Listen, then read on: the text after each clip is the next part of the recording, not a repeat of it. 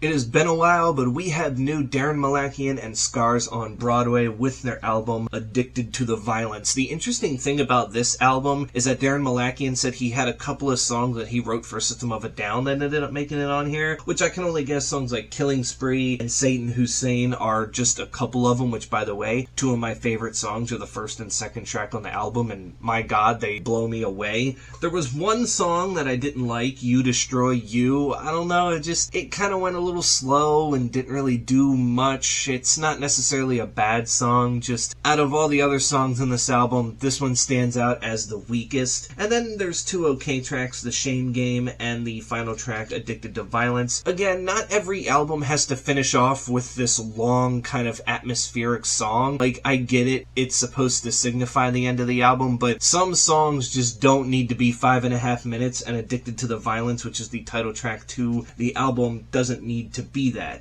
And then when we get to my fave tracks, as I mentioned, Killing Spree and Satan Hussein, very, very nice songs, resemble a little bit of what System of a Down could be, especially the latter of the two. Done Me Wrong is very nice, Destroy the Power, Your Lives Burn, Imposter, Watch That Girl, which I couldn't help but read that in an ABBA kind of voice just from Dancing Queen, even though they say see that girl, watch that scene, but for whatever reason I was like, watch that girl. It was weird. I don't know why I thought of it that way, but all in all, it's very political, which when it comes to Daron Malakian and pretty much anybody on System of a Down, are you really that surprised? It's basically just talking about the world as a whole now and a lot of the fake, stuff that's going on and a lot of, the wars and stuff and just how the people in power continue to be corrupt and everything like that, and we're just the puppets in their own game.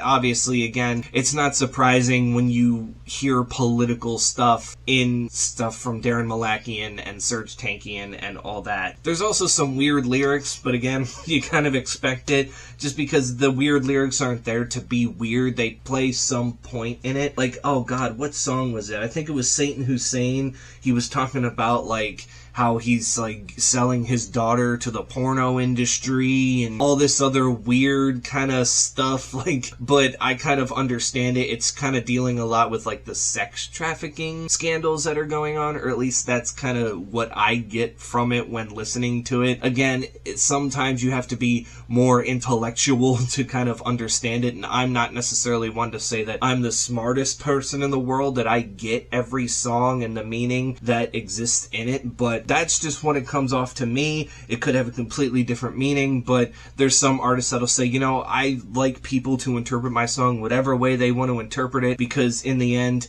music can be different to other people, and to me, again, that's just what it sounds like. Even though this album has its flaws, it's very little and minimalistic, and it's short 36-minute album. So again, you don't have to sit through a lot. I think just my main problem is some of the songs carry on for a little longer than they should.